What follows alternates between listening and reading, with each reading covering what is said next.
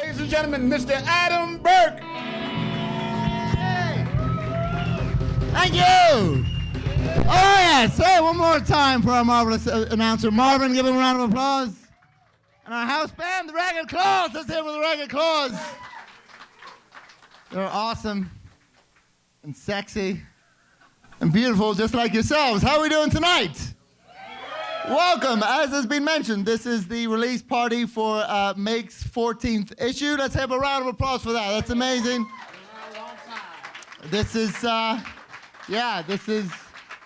also the first and quite probably last Adam Burke Show here at the Hideout. So give yourselves a round of applause for being here for very brief history. This is a moment. We're sharing a moment. You know what I'm saying? I hope you guys are doing well. It's a beautiful night. Thank you so much for being here. As I said, as it was mentioned tonight, we're going to have a very wide range of sort of poets and writers and artists and critics and that kind of stuff. So we're kind of going to do, the show tonight is going to be a bit of a throwback to sort of a 70s talk show. So it may not be hilarious. We're aiming for entertaining, hoping for interesting. And if it's neither of those things, fuck it, we've already got your money. But hopefully it'll be great. I'm really looking forward to talking to these people. Just a wide range of things we're going to talk about. And on that note, it being sort of a cultural, literary, artistic sort of show, I thought I'd start by touching on some of the sort of more, that kind of news item that's happened in the news recently. Like, for instance, by the way, a round of applause for our lovely cue card girl, Sarah. You don't normally draw attention to the cue card person, but it's tiny in here. You can all see her. It's fine. This I did actually see. So I don't know if you heard about this, but 3 previously unpublished stories by J.D. Salinger were leaked online. They're not sure how the website got hold of the stories, but my guess would be some dumb kid left them on the subway next to the fencing equipment. This is a literary magazine release party. If you guys aren't going to go for a simple Holden Caulfield reference, this is going to be a long night. So there's a classic Norman Rockwell Saturday Evening Post cover was just sold for $48 million. No word yet on how much for the whole magazine. That's one of those ones. I like that. That's a very throwback joke where it's like, does that even qualify as a joke? I feel you could have a lively debate as to whether that is in fact a joke. I don't know. With good arguments on both sides. In music news, popular site Spotify revealed that it pays artists 7/10 of a cent each time one of their songs is played. In other words, Nickelback won't even get a nickelback. So good, a nice, timely Nickelback gag. I know it seems like I'm making fun of some sort of writer's pool that came. I wrote all of these myself. I can't blame them on anyone. It's all me. I did all of it. This year marks the 30th anniversary of the release of the holiday classic, A Christmas Story. And the 20th anniversary of people saying, you know, one of the kids from that film works in porno. Which is true, by the way. It's the boy who got his tongue stuck on a pole. But let's face it, it could just as easy have been the one that everyone told, you put your eye out, kid. All right. Because it's porno and penises? All right, fine. Well, thank you guys for being here. We did have cards here for the audience to fill out and ask me questions, but no one filled them out. So that's live, not television. So that's how that works. The issue of the magazine is it focuses on visual culture. So I thought I'd tell a little anecdote about one of my favorite visual artists. Do you have a favorite? By the way, this is Paul. This is the band leader, Ragged Claws. Paul? Or no, don't give him applause. Be jerks about it. Fine. Do you have a favorite painter or artist, sculptor, kind of person? Any sort of visual artist? Goya. Ah, marvelous. Also, well, yeah. Also, that's type of food stuff. That was the second half of the question. Yeah, exactly. Is that a type of rice too, Goya? Beans. It's beans. Natural fruit. All right. This went from a very lofty literary kind of thing down to fart jokes. That's my favorite kind of show. Goya. Okay, so you like pictures of men eating their sons, kind of thing. Look, don't get angry at me that I know the reference, right? Didn't he paint Saturn eating his own children? Thank you. Your band members back me up. You saw one once. That's the only one you could remember. What artist do I know that has the fewest letters in his name? Goya, 4. You could also go on with my favorite, which is Dali. Does anyone else like Salvador Dali? No, one person. I mean, I used to really like him. He used to be my favorite when I was a teenager. You know, I was 15. I loved Salvador Dali because I think Salvador Dali, he's aimed at 15-year-old boys, right? Because you're like, dude, check it out. That giraffe is totally on fire. And that headless lady is totally naked if you don't count all the ants. But my favorite thing about Salvador Dali was the shit he would get up to, because he was like a rock star, you know, and he'd do weird things. Like he went on a lecture tour once where he just read this essay about rhinoceroses. But when he would do the lecture, what was that? What just happened? Someone prospecting in the hideout? It just sounded like someone was digging into the ground. That'd be me. Salvador Dali did this lecture tour. We went around reading out this essay, but when he gave the lecture, he was in a full deep-sea diving outfit, but not like a cool, svelte James Bond one, like a big Jules Verne about to be eaten by a giant squid kind of clong deep-sea diving outfit.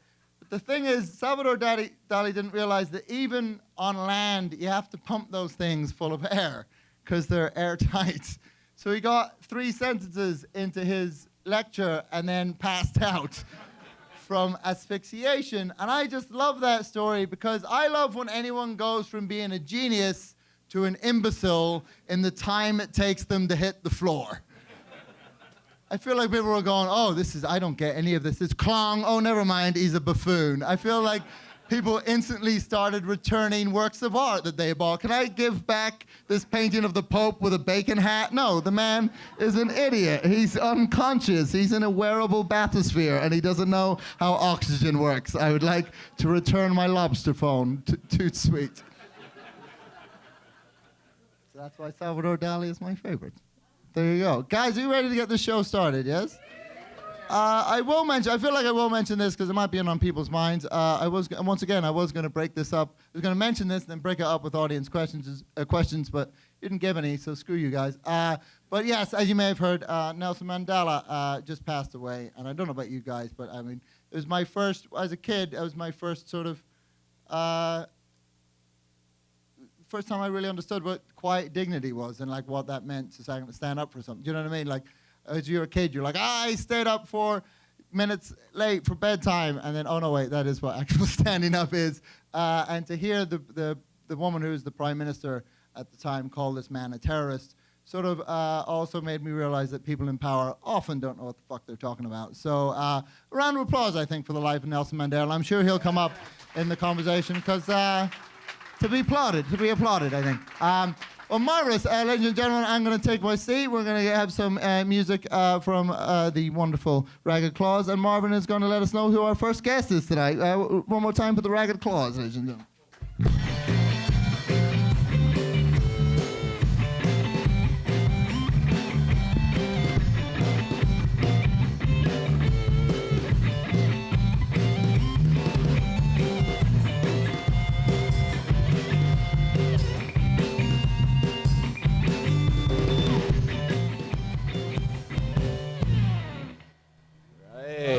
Ragged Claws, everybody, give it up. Well, Adam, our first guest tonight is Aguillón-Mata, who's a fiction writer and essayist from Mexico City. How about that? Come by, have a seat right there, sir. Yeah. Yes, welcome. And I've been practicing this all day, and I'm about to screw it up one more time. It is Aguillón-Mata. Is that even close? Aguillón-Mata. Aguillón-Mata. That's what I would say. I had the It doesn't really matter. I've been talking so much about my name today. Oh, really? Because everybody's making the same question constantly. Yeah. And the point is that it doesn't matter, man. It's an odd name even in my country. And it's kind of like a fossil of a word, right? It's something in between Romance languages. Okay. It's not quite Spanish. It's not quite French. It means literally stinger, Okay, right? okay. Or prick. Well, I'm not going to go with that. So let's just do Bob for the rest of the show. Hey, Whatever you want. How's it going, Bob? But so thank you so much for being here. You are, as all of our guests are tonight, you are featured in the most recent issue of Make. That's right. As a translator. As a translator, yeah. But you've also written pieces that have appeared in the magazine before. Yeah. Correct? And now you are from Mexico City. You were born in Mexico City. I was born there, but I haven't been there in a while.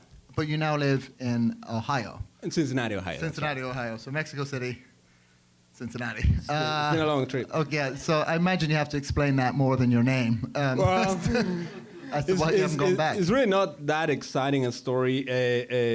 At some point, I just left Mexico City I went to Dresden, actually, in Germany to just learn the language. And for, the university and stuff like that, I was studying a PhD. I was doing a PhD research at the time, which I haven't finished. After that, I went to Berlin. I stayed there 3 years, and I met my partner. She just happens to be American, right? Okay. So eventually, she just destroyed. Yeah, that was my story too. Yeah, she just pretty much stepped on my plans, and I had to move to the U.S. We lived a couple of years in Austin. Just consider all the years I'm talking about, right? And I haven't finished that dissertation. Right? So and now I've been already a year and a half in Ohio. So you're using the age-old excuse of blaming your wife. Right, but also on TV. Yeah? Okay, okay. Yeah, I'm not sure if that is admissible for the faculty, but that's fine. But you mentioned so if you don't know, there's a great story in the most recent edition by Adam Levine that you have translated into Spanish that appeared before. Now, is your story going to get translated by anyone you know? Because your story was translated from, you wrote a story called De Feng, right? That's right. Was set in Dresden? Not really. The character is in Berlin. Yeah. And he goes to the North Sea. I right? see, yeah. The to Baltic. have this love affair, whatever. Yeah. The character did this. Yeah, the character did that. Yeah. Where do you get your ideas from? Just, I don't know, and just movies, I guess. Sure. But that was translated into English in the 13th issue of the magazine. Yeah. So we got this kind of bilingual edition, and also in that issue I had a Spanish version of a piece by Dagoberto Hilb, who I believe is from L.A. Okay. Or he lives in L.A. I believe. I'm not. You sure. could tell once again. You could tell me. He lives in L.A. Okay. and for this issue, yes, I did this translation for Adam Levine's piece. So you obviously write and in both English and Spanish. Do you have a smattering of German too? No way. No, in German I could. Because that would be ridiculous. That would be really cool. Huh? No, in German I could probably have this conversation and that's it. Like really. And why would you bother, to be quite honest? Man. Yeah. Why go all the way to Dresden for that? No. It's really like a different universe. And if I ever want to, for example, read. One of my favorite authors of all time is Sebald, right? Okay. And I have tried to read him in the original version, and it's just not possible. I mean, it's not impossible, but it just takes 10 times as long. You know what I'm saying? Because I need to go so often to the dictionary. It's just too troublesome. Do you ever like to read one author in English and then reread him in Spanish? Yeah. Well, since I've been in the U.S., I've talked to a lot of authors and students of literature, right? And they often ask me about American authors, and I say, well, yeah, I have the experience of this author. It just so happens that this experience has been in Spanish for the most part, right? So now, in the last, 2-3 years, I've been trying to to get them back, right? But in the original. Sure, right? sure. And it's- How much do you think it colors the work, depending on it's in the original or it's being translated in either English or Spanish? You know, that's really a difficult thing to explain because at some point there are many things that are completely untranslatable. Sure, right? sure. And Well, you had some difficult ones in the story that you translated, right? Like Yeah. you had sort of a phonetic thing where the word was something like That's someone right. making fun of the way someone said the word actually, and then you had to Exactly. translate that into Spanish. Yeah, it so happened that it was, I guess, not that hard situation because the word I was translating was chewing, right? Right. And it's this kind of occlusive sound that mocks the act of chewing, right? And in Spanish, it doesn't work that differently. The word will be masticar, Okay. right? And it also kind of sounds like you're chewing something, right? Like masticar, all the occlusives and stuff like that. So I guess I got lucky with that one. It still sounds sexier, regardless. It could have been anything. Do people say that to you? I'm doing my very best. Again, and you don't have to try very hard. Yeah, that's. I worked with a chap once. He was an Uzbek. He's from Uzbekistan. Yeah. He's just one of those incredibly tiresome people where he was talking to me. He wasn't even an English major, and he was talking to me about Nabokov once. Yeah. And he said he couldn't decide if he liked him better in Russian, French, or English. And I was like, all right, calm down. We get it. You're very educated. That's a great problem to have. I know. You've struggled very hard to get here. You're smarter than me. Now leave me alone. But the great thing was he was also into really trashy sci-fi novels, which was great because he handed me this book and he said, "You must read this." I read it and it was awful. Yeah. And I was like, "Oh, was this better than the fucking Russian?" Which is great. Do you teach in Ohio? You teach in Cincinnati? No, I do not teach. In Cincinnati, pretty much I don't do anything but read on my own. Okay. I go to a coffee shop. I know everybody there. Everybody knows me. I'm the weird guy who goes to the corner and doesn't talk to anybody and You reads. just described reads. half of Yeah. our audience, so I think that's perfectly fine. I guess we could all relate to Right, that. right. Well, marvelous. What's coming up next for you? What are you excited about? Well, my second book of fiction just came out in Mexico. I haven't even seen it. I've only seen pictures of it. And I hope it's going to be available for my family in the holidays because only my family is going to buy it, right? And and hopefully, I don't know, I can pitch it somewhere here in the States for an English version. That would be great. Okay, yeah, well, if we have any publishers in the audience that could help them out. But thank you so much for coming and spending some time with us. One more time for Aguillón-Mata, everybody. Thank you so much. You just want to go on? Thank you. And now we're going to take a break for a brief message from one of our sponsors, ladies and gentlemen.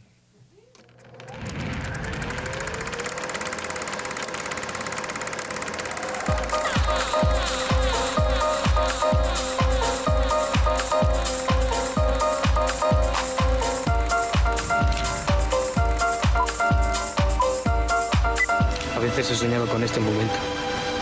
¿Qué momento? No manches, qué oso. ¿Quién eres ese güey? Hay un galán. Buenos días. Me importa un pito que las mujeres tengan los senos como magnolias o como pasas de higo. Si les gusta lo que están oyendo, les suplicamos que lo hagan saber a los teléfonos de la estación. Gracias. Que vengas aquí, hombre, conmigo.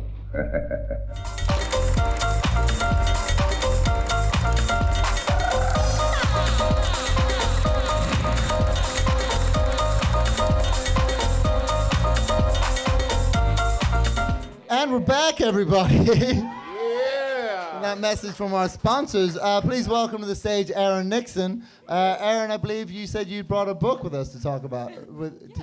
So Jennifer, who I wrote about in the issue of Make, we made a book together. It's called The Splendid Gallery of Fictitious Women, and it's now available at Quimby's. So everyone pick up the copy.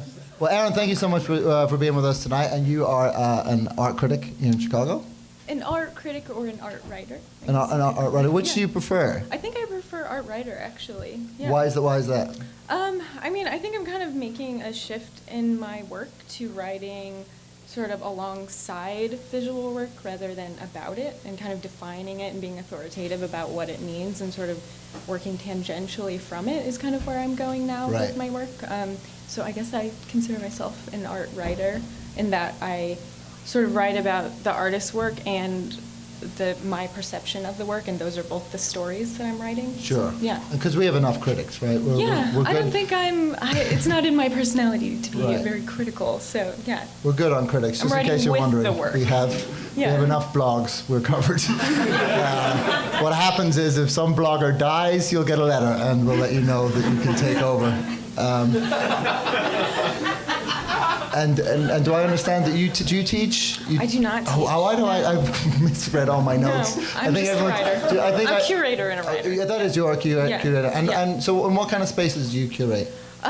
Usually sort of the off spaces, the alternative spaces. I've run one myself for a few years, but an independent curator, I guess you would say. I am curating a performance festival at Lynx Hall next month, and it's called Extinct Entities, so that's another project of mine. And what's the theme of that? We're commissioning artist projects. We're exploring the histories of Chicago art spaces and collectives that don't exist anymore, so we're kind of activating their history through performance and time-based work. Okay. Yeah. Okay. So is that... Now, imagining that could be kind of sad in a way. Sure. I mean, it's not so much, and there is some nostalgia built into it too, but a lot of the people working are still working in Chicago. There's like a whole community of this like generative sort of off spaces and alternative spaces where people just keep picking up and working that way. So. Do you think you have a responsibility as a curator to push a certain kind of work?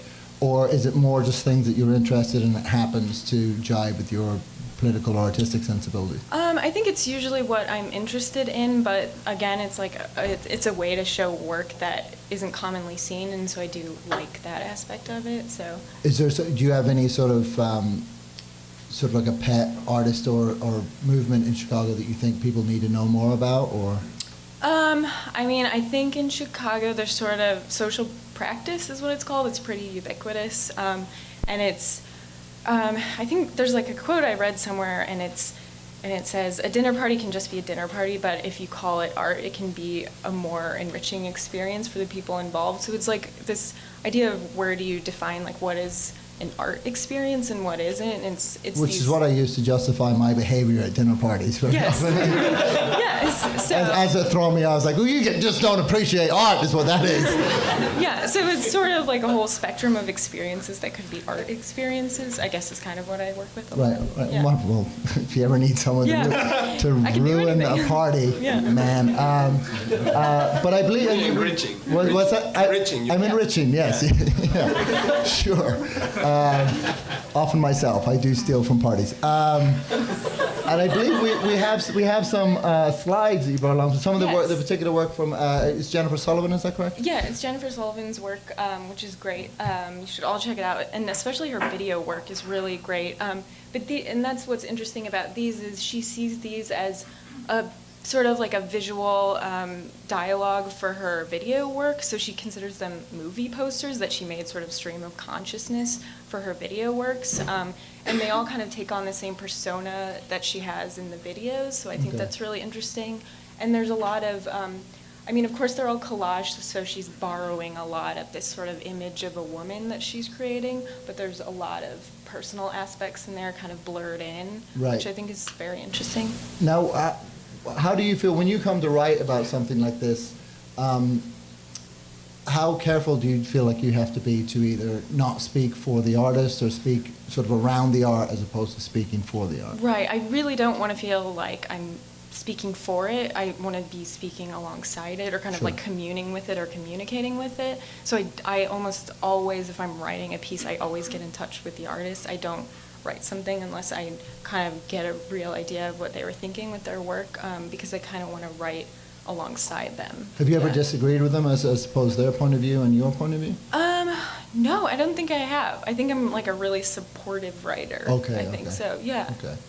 I have a, you're an essayist, right? Both here and in Mexico. Do you ever write about other writers, or do you consider yourself more of a critic or more of a writer in that sense? No, not really. I mean, I've done some uninteresting work on academia that is, conventional criticism and stuff like that. But that's I'm not really interested in that. It was my duty as a student, right?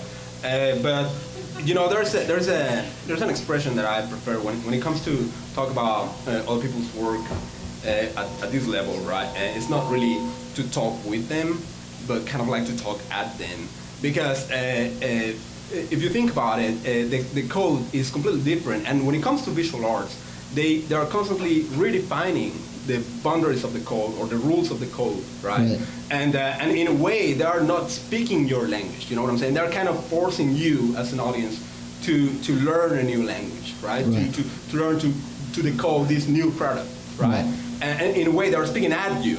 You know what I'm saying? This is why we hire translators. Yeah. so when you reply to them by writing, you kind of do the same thing. I mean, I guess one hopes that eventually a conversation will take place, right?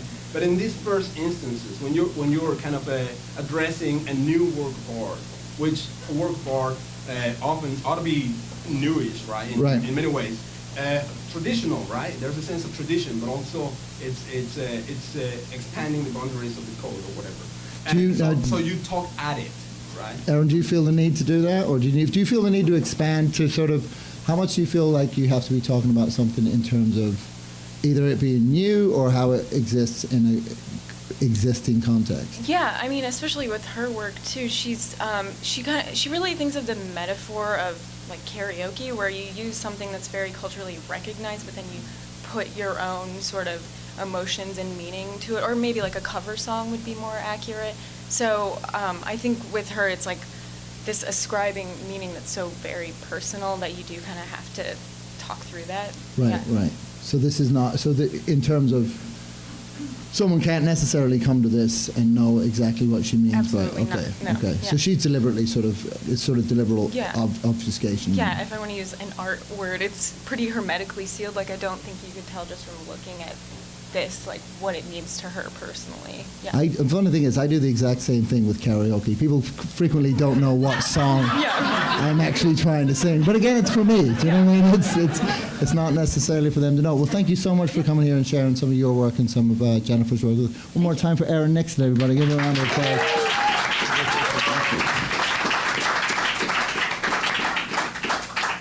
Well, Adam, our next guest is Nick Twemlow's. His first book, Palm Trees, won the 2013 Norma Farber First Book Award. His video works have played Tribeca and South by Southwest. Mr. Nick Twemlow.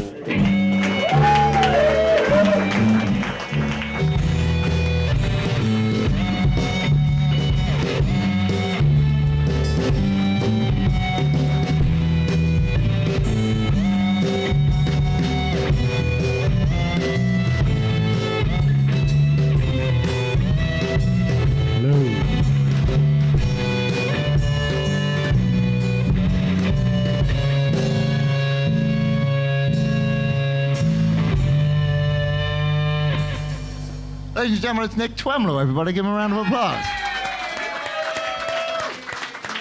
Hi, Nick. How are you? How are you doing?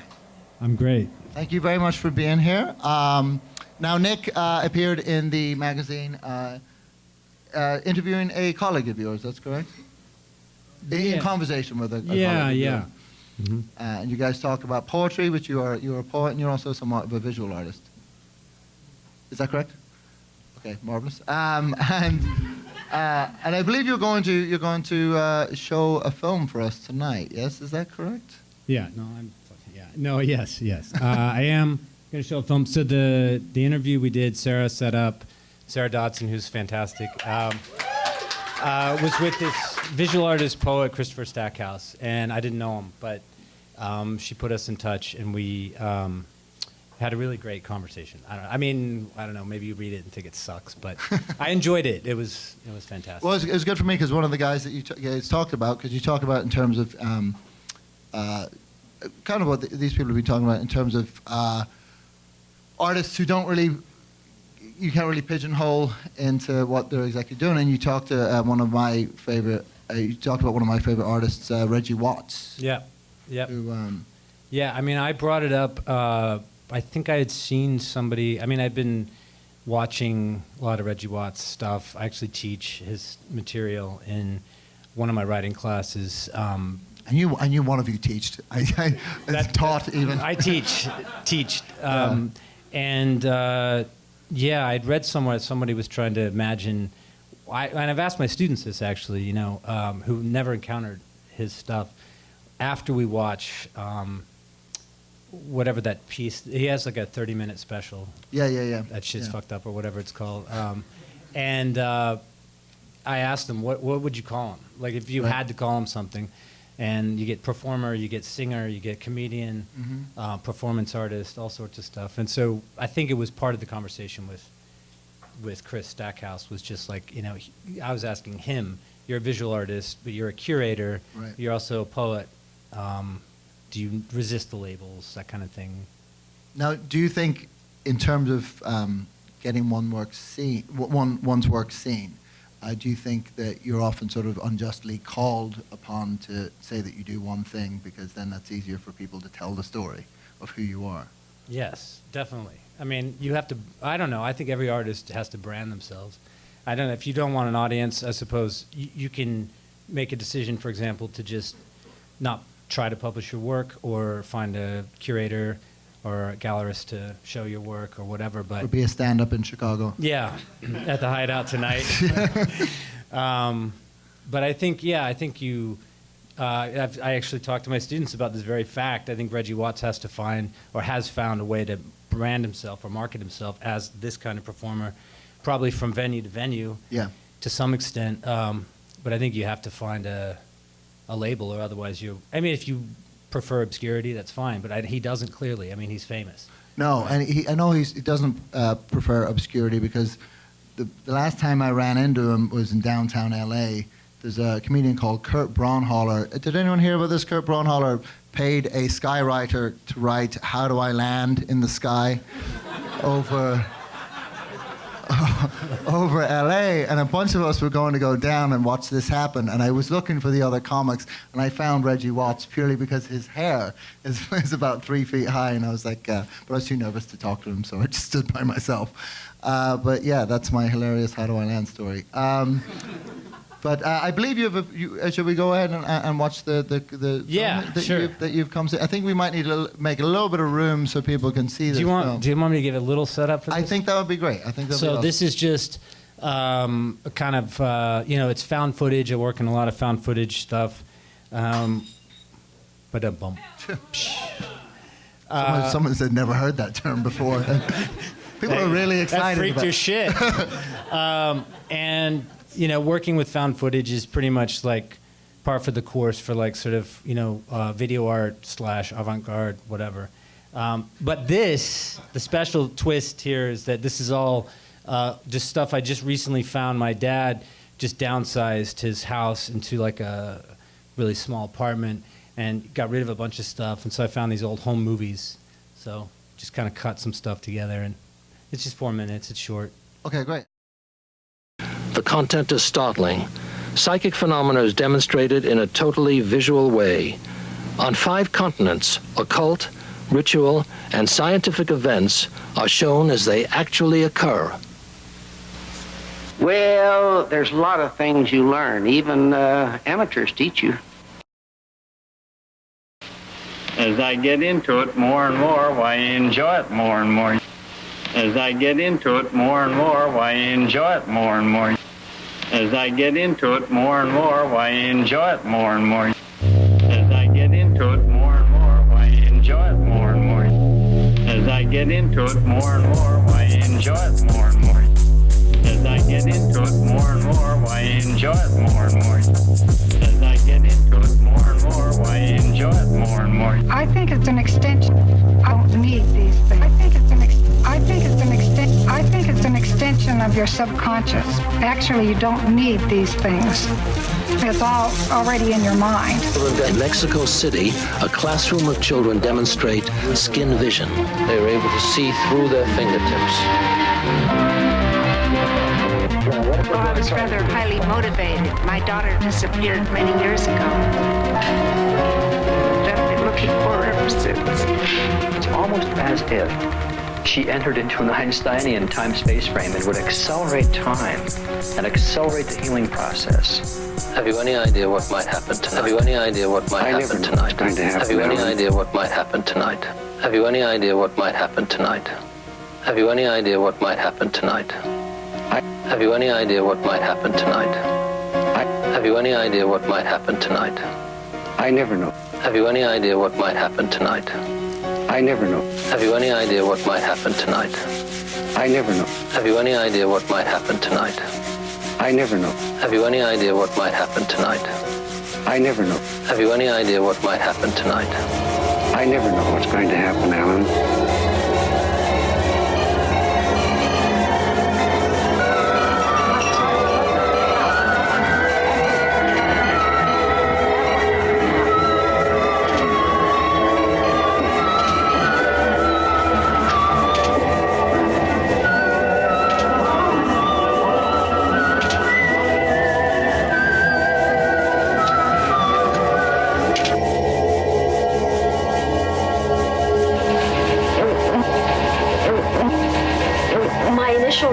Was that it raised a lot of questions.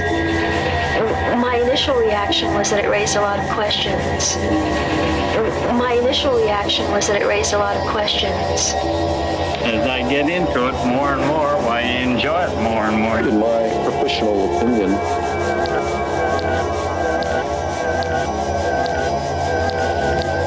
the worship Oh, it's rocking. The people are rotting? Are they all dead? No, that would be better.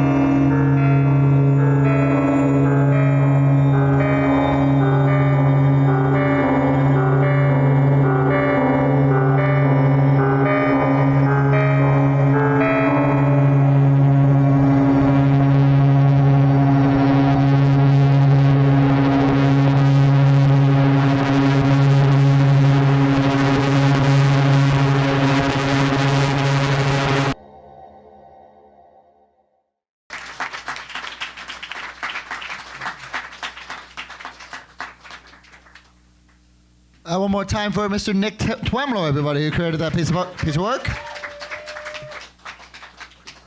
So, if I understand correctly, you say you found the raw footage for this in tapes that your father had? Yeah. And these are films that he had made himself, the footage that he had made? I don't know the provenance of these things. They're just, there they are, just stuff. My dad he's a psychiatrist, but he was also, in the 70s, a psychic researcher. Oh, I see. Yeah. I see. Yeah. Okay. So he did a lot of out-of-body experience stuff, telekinesis. It was the 70s. Yeah. Spoon bending. That was big. Okay, and so you were just going through some of his old tapes and you found this stuff? Yeah. Just found all this stuff, and I think, I don't know, it's just like family stuff. So when you, yeah, sure. I mean, I'm. Thanksgiving at your place must be. Yeah, it's awesome. It's fantastic. So, and is this about par for the course, the kind of tapes he has, or did after this one where you're like, yeah, I mean, when I don't know, he used to go on these travels. Like he was doing his residency as a psychiatrist, and then he went into private practice, and he had been doing a lot of weird. I don't know. Altered states was kind of just the theme of the late '60s into the '70s. With all due respect, he's beginning to sound like Dr. Peter Venkman at the beginning of Ghostbusters. Yeah, but he would go on sort of. He traveled a lot, did a lot of conferences and looking around for things, and he would bring back all kinds of crazy shit. I mean, and I was young, when he was bringing this stuff back, and he brought back once, for example. He was in D.C. for a conference, and he met some guy who gave him these tapes that he had recorded, these, cassette tapes that he gave to me to play, and they were just recordings of the dead talking, right, according to this guy, right? So it's a lot of static, and I'm sure everyone here has heard it. I think it's EVP or whatever. Not this particular thing, this kind of thing. I mean, it's now. There was a Michael Keaton movie, I think. Again, this is a hipster bar. They heard the people before they were dead. Totally. But that's the kind of stuff he would bring back. But in a weird way, I mean, that's so ridiculous. Like, oh, this is a recording of people who are dead. That's often what recordings are. That's how it works. I've seen Casablanca. All of those people are dead. It's not paranormal. I listened to Jimi Hendrix on the way up. Right, exactly. It blows my fucking mind. It's right. What the fuck? So when you put something like this together, when you put it together in the way that you put it together, do you put it together just for sort of general artistic purposes? You trying to say something about what you think about the phenomenon and the people who are talking about it, or well, I don't. I often use found footage to make shorts. Not always, but usually I'm inspired by a sort of set of footage, and I'm trying to find some kind of emotional narrative, and it may not be apparent. It seems like it is to me that it's the woman who's talking about her daughter who's been missing for a long time, and these people all these different people trying to use other alternate realities or alternate techniques to get in touch with something beyond themselves, sort of. But I really don't think much when I'm making. I mean, I'm not thinking like of a larger. I'm just kind of responding to like literally like compositional moments, and then trying to make sense of things after that. It reminds me more tangentially of. Are you familiar with the "Everything Is Terrible" people who do that? Which I only mentioned because I used to live with them, and it was very. I did. I used to. Was everything terrible? Everything was terrible for me. Yeah, I no longer live with them. But they're very nice chaps. But our house was just festooned with videotapes. They're at least one of the biggest pieces was the Angela Lansbury one, right? I believe so. Yeah. I mean, that thing is great. Have you guys seen this? Yeah, some of you. It's the Murder, She Wrote piece? It's her. No, it's a tape she gives about. It's a documentary, or what is it? Like a commercial for taking care of yourself through massage and whatever. Yeah, it's fantastic. They find the really, it's the most bizarre thing. The most bizarre aspect of our apartment was that one of their projects was to amass the world's largest collection of VHS copies of Jerry Maguire, and we had about 1/5 of this collection on the walk up to the apartment, and I was always in fear of being crushed by Jerry Maguire. I mean, what a way to go out. But it reminded me a bit of that, and it also reminded me, but because your stuff seems a bit more rhythmic than their stuff, and dare I say abstract, but I know that's kind of a pointless term. But it reminded me of people like the Emergency Broadcast Network from the '90s, like people who sort of started doing. That kind of, were they an inspiration for you? Well, there's and there's a ton. You know, like working with found footage is old hat, right? It's been around for a long time. Both might get me off. Got a cane. He thought you said hi hat instead of old hat. But you know, I mean, as soon as the first frames were shot on film, there was suddenly anything that was cutting room floor, there's found footage. Sure. So it's been around. People have been remixing stuff for forever.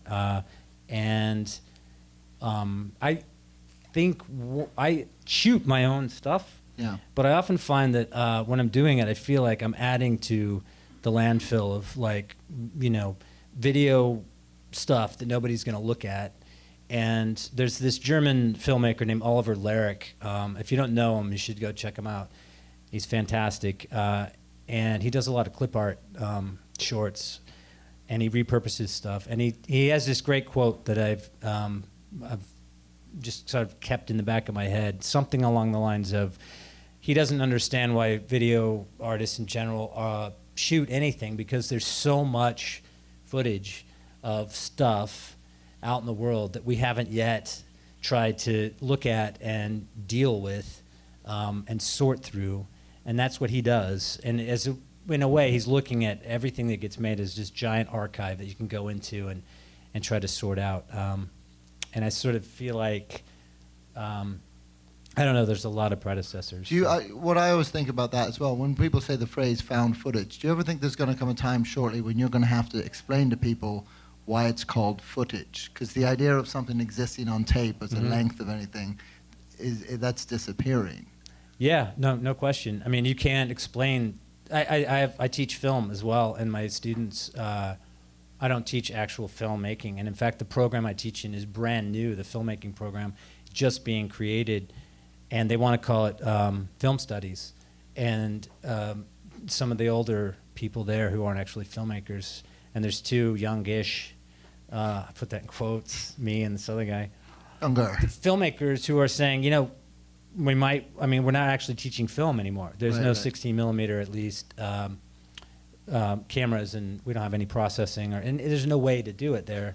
And so it's a strange term. People still understand film to mean like movies and time-based media and all this, but I mean, the alternative term sounds even more old-fashioned. You can't call it moving pictures because that sounds like. Well, and if you call it time-based media, it sounds like, I don't know, very specific to video art or galleries, and it's more expansive than that. But yeah, footage. I don't know. I mean, the idea that you could shoot for 10 minutes and then you had to cut. Right. It's just it doesn't compute really with young people today, for sure. Perfect term. Well, thank you so much for taking some time spending it with us. One more time for Nick Twemlow. If you'd like to hang out, please do. Thanks so much. If you want to say, that would be great. Do we have a message? Oh, we're going to take that's what we're going to do. We're going to take a brief break. Guys, refill your drinks. Fill what's empty and empty what's full, all that kind of stuff. Smoke a cigarette, and we'll see you back after.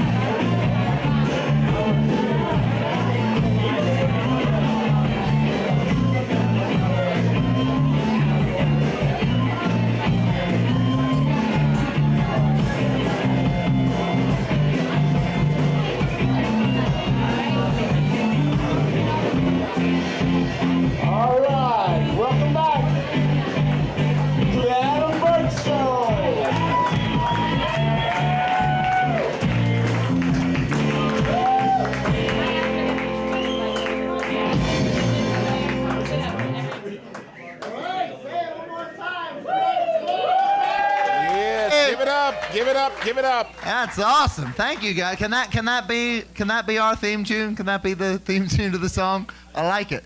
And one more time for Marvin. Marvin, you still don't give Marvin a round of applause down there. You still doing well down there, Marvin? I'm doing okay. Marvin's doing okay. How are you guys? How are we doing in the room? We doing all right? You guys want to come on back? Take your seats. Have a seat if you want, or stand if you don't. Settle down either way. I don't know if it's how painfully apparent it is, but we actually, one of our inspirations for this was the Dick Cavett show. Is anyone familiar with the Dick Cavett show? And so we just stole something while you guys get settled. There's something we just completely stole from him. Cavett used to do a thing where he would have the audience write down questions, and then he would just like pull them out of his pocket without having seen them, and then just answer them straight away. with whatever was written on the card. So I'm going to do that for a second. Is that okay? Yeah. This one just says, is it too late now? We get it. You're a smart existential crowd. We understand. You're all very deep. And yes. This one just says, what your worst date? And underneath that, why? Given the first question, I don't know if that's a follow-up or if the second question is just why. Because what your first day, June 14th? Why? None of your business. This one says, I do have a story on my first date, but it's...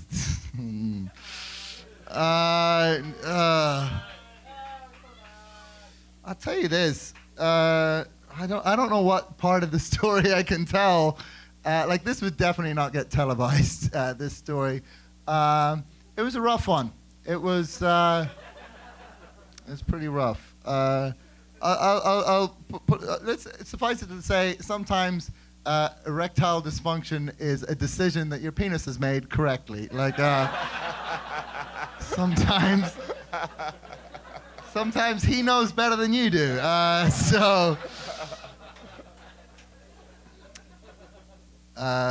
This is a good question. When is Norman Mailer going to show up and crack some skulls? That's a very good question.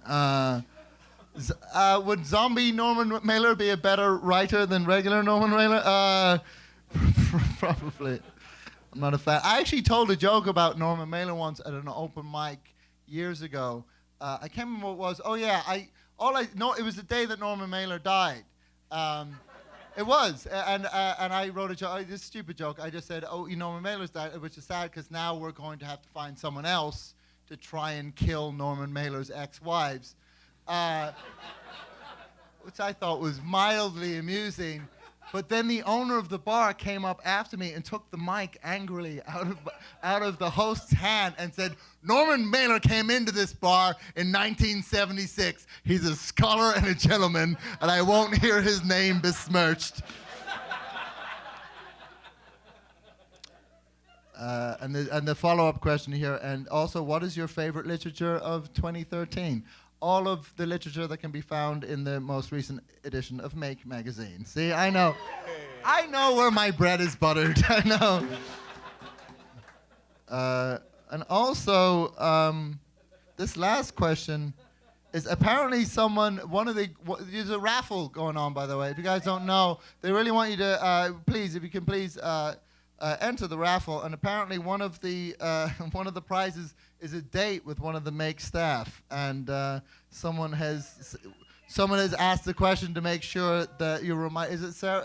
Did you know there's a beautiful, intelligent woman here that is being auctioned off? How did you think I was going to say that and not sound like the creepiest person in the world? You do realize that 12 Years a Slave is still in the theaters. Let's not bring up the specter of people being auctioned off. It's so strange. Let's start the bidding at I think you've tried to write $1,000, but you've just written coup. So, if anyone, I really know. But and that's the questions, everybody. Round of applause. Thank you for doing those. And without further ado, let's get some more guests. Yeah, does that sound good to you? Marvelous. All right. I said, let's get some more guests. Does that sound good to you? Marvelous. All right.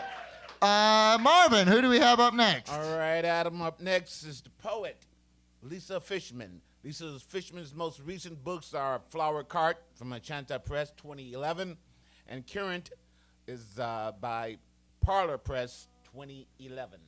Lisa Fishman.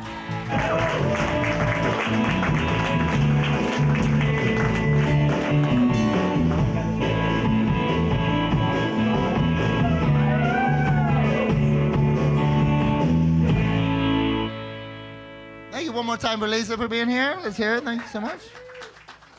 This is you here. Let's do this one. Well, Lisa, thank you so much for being here, and thank you for bringing your graduate class along with you, right? Lisa's class is here with her. How many students do we have in the room, do we think? I don't know. There are 12 in the class, and I was speaking with 2, and I saw a couple more. I don't know exactly how many. Okay, are so here. It was optional. Out of your 12? Yeah. You don't know how to lay the hammer down. That's not my style. Next time, it's not optional. So 12 students. Out of those 12, who's the worst one? No such thing. No such thing? Oh, man. You know who you are. Get with the program. They're probably not here. It's an easy way to make extra credit, and they're off somewhere else watching another free talk show. Actually, this wasn't free. Never mind. So, Lisa, you teach here at Columbia, is that correct? Yes. Yes. And what is it you teach? Let everyone know what you teach. Poetry. Poetry. You teach poetry. Poetry, writing, yes. Yeah. And literature, too. Now, and do you teach it to graduates or undergraduates? Both. Not at the same time. I can imagine that would be a nightmare. I have done it. Yeah, you have? Yeah. And what was the problem? I had one class that was both undergrad and grad, and it was great, but it's usually rather difficult, so I don't think I'll be doing that anymore. Now Either or. With undergraduates, well, what would you say is one of the hardest things? Because, I mean, isn't that one of those difficult things where a lot of people feel like they have it in their heart, and you know what I mean? Like, you know what I mean? It exists inside of them. Do you know what I'm saying? Where it's like, look, they're big. Are you worried about upsetting your students? No, not at all. Do you know what I'm saying? Where it's kind of people, whatever they've written, well, this is what the muse bestowed upon me, and therefore. Is that one of the difficulties, or am I old and jaded and weird? Well, I think there can be the opposite problem, too, that there is the evasion of the heart, say. I mean, sometimes you can quote Sir Philip Sidney to very helpful effect, look into thy heart and write. And that sounds ridiculous. I'm always very unhelpful when I quote Sir Philip Sidney. I'm always quoting him to people at Panera Bread for some reason, and they never... It seems a little much. It can be the opposite extreme. Sure. Well, you mean are there sometimes people who are focus too much on the technical aspects? Right, or an idea about something, and so sometimes you have to get out of the way. I see. Yourself. Okay. Now, did you ever find students want you to get out of the way of them? Oh, I'm sure. Yeah. Sure. Yeah, and I do. I mean, everything I say is optional. You are nothing like the teachers I had at all. I did take a poetry class actually in university. Yeah, I was pretty terrible. Do you remember what you wrote? I remember I tried to write a villanelle once. Am I pronouncing that correctly? Villanelle. Mm-hmm. Yeah, I just see 2 L's. It's ever since we had a chap from Mexico City here, I felt the need to pronounce 2 L's silent. But villanelle, is that how you say it? See, I couldn't even say the name correctly, so obviously the villanelle was awful. Can you explain to people what a villanelle is and how I can't. Vain? No? Sorry. Everything is optional in your class, including facts. I couldn't either. No, it was a terrible choice. So, but you are a writer in your own, very much in your own right, and you have some pieces in this week's this issue of Meg. Mm-hmm. And now, do you find teaching a class? Does that often lead you places where you didn't think of water, or do you have to separate the two? No, it does. It can very much so, and it's been the case this semester that it's a very helpful process for myself. What we've been talking about, what we've been thinking about. So it doesn't always work that way, but it happens to be the case. Okay. This semester. I'm not just saying that. You guys here. Yeah, I got nothing out of the last year's crop. You guys are just more interesting than. I remember a story from my undergrad where it was that horrible thing. But I like that you're so hands off and you're so everything's optional. I remember creative writing students felt that they were pressured into buying their teachers sometimes awful books. Like that, like, right. you know, yeah, which is, I suppose that can happen.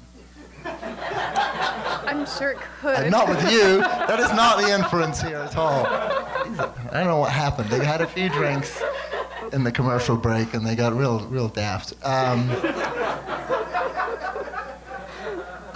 So now you. When did Flower Cart, is that correct? Mm-hmm. Flower Cart. When did that come out? 2011. Okay. So do you have a sort of turnover rate? Or? Well, no. Yeah. I don't know when the next one. There will be something else. Okay. Yeah. Okay. Well, we're all on tenterhooks. Students, be more interesting. I mean, there's work, and yeah, sure. And now, how long have you lived in Chicago? I don't really live in Chicago. That's right. Yeah. That's right. You commute down from Wisconsin or something ridiculous. Mm-hmm. Yeah. Now, how is that to court the muse? Why? Well, I mean, I do love my train rides here. Right. From southern Wisconsin. Well, actually, from Harvard, Illinois, from northern Illinois. But I have to drive to that metro station from our farm. Oh, okay. Yeah, so you live you live on a farm, right? I know you lived on a farm. Okay. And is it like a working, functioning farm, or is it like? Yes. Yeah. Now, is that because I know, Whitman notwithstanding, I have a very. I can't believe someone clapped. This is exactly this kind of audience. Someone clapped the phrase "Whitman notwithstanding." That's great. Which, much like Villanelle, I had no idea what that meant. No idea where I was going with that whatsoever.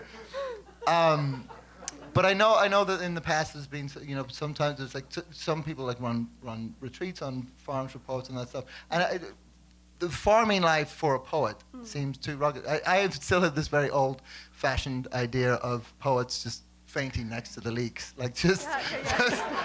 I have a picture of myself doing that. Really? It's garlic, not wheat. It's garlic? Okay. But then you just look like a vampire. That's a completely different thing that I was going for. But you like the agrarian lifestyle? Yes. I can't do as much hands-on as I could when we began it, when I had more time. Okay. Yeah. And no child. And I see. That's what. It's the age-old.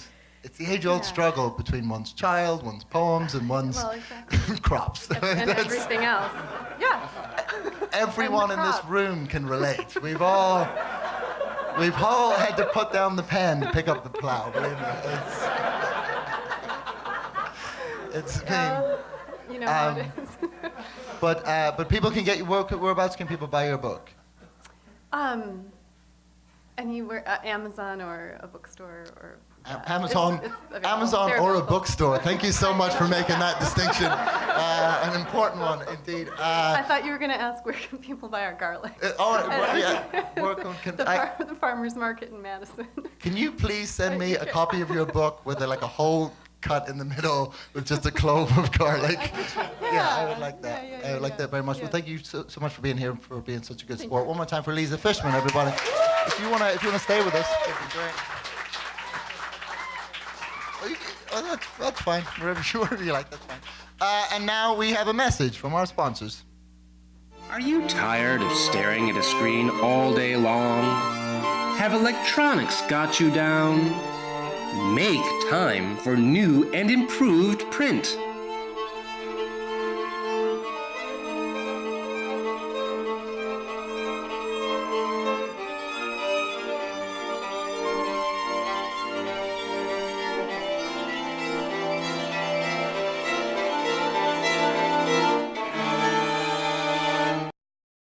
Make magazine, literature, visual art, reviews, cultural criticism, made from paper and ink.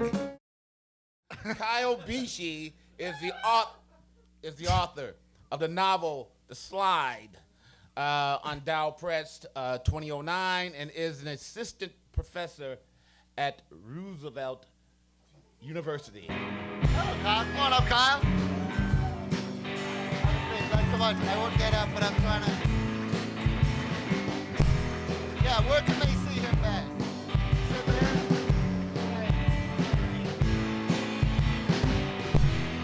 Thank you. And I believe and joining us via space, we also have. This guy. Yeah. All right. Hi, Anders Nilsen is the author and artist of the graphic novels Big Questions and Rage of the Poseidon and The End, among other works. Yeah, that's it.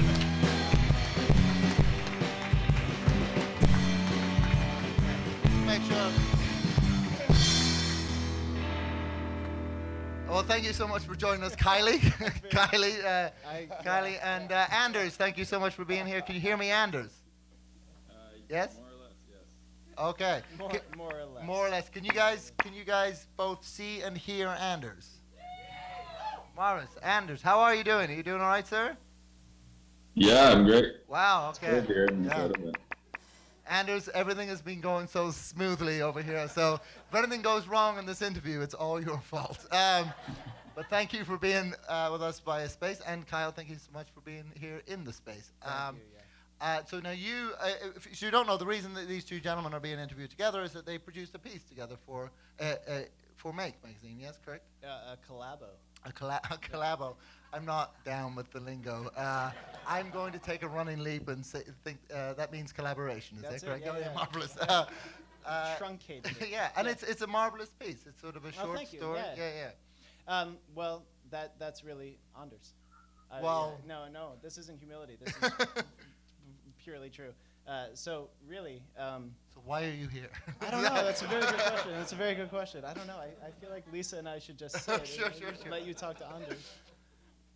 But no, it was. I don't know how it exactly came together. I sent Anders some. I gave him like 4 options of paragraphs that I sent to him, and he latched onto one and made it just exceptionally better. Okay. So you had written like a whole thing. Was there any sort of talk about the tone or anything, or you just gave him the? No, Anders. We don't like each other so much, so we didn't communicate on like an amicable level. By the way, Anders, I do realize that we're talking about you as if you're not here, but to be fair, you're not. So. That's true. I can't complain.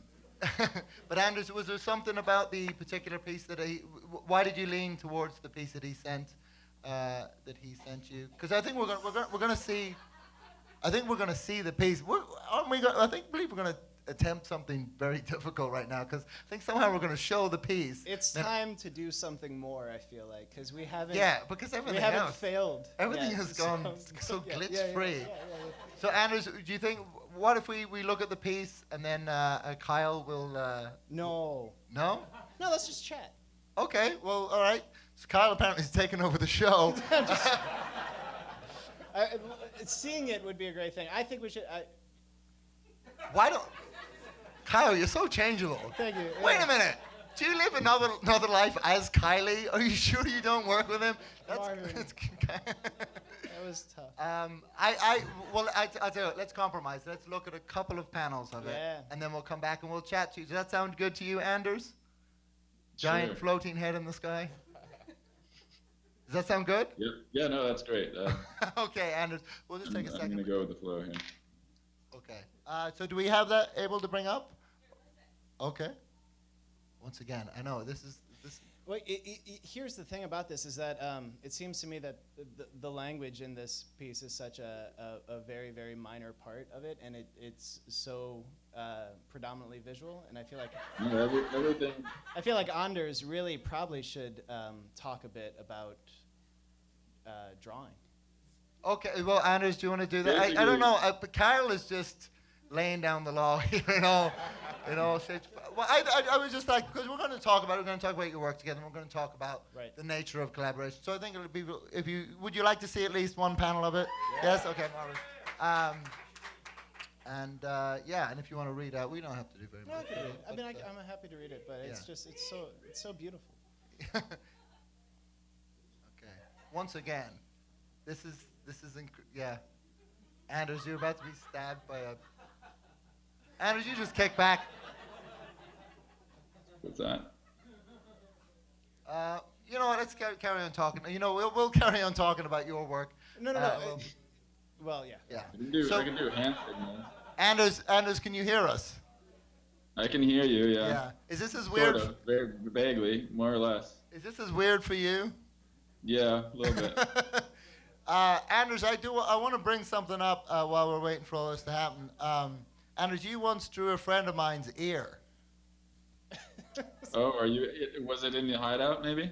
Yeah, I think it was in the hideout. There was a comedian called Caroline Esposito, and you were sitting behind her, and you didn't realize she was on the show, and then you sat behind her, and I'm sure not this way, but some might say creepily, drew her ear.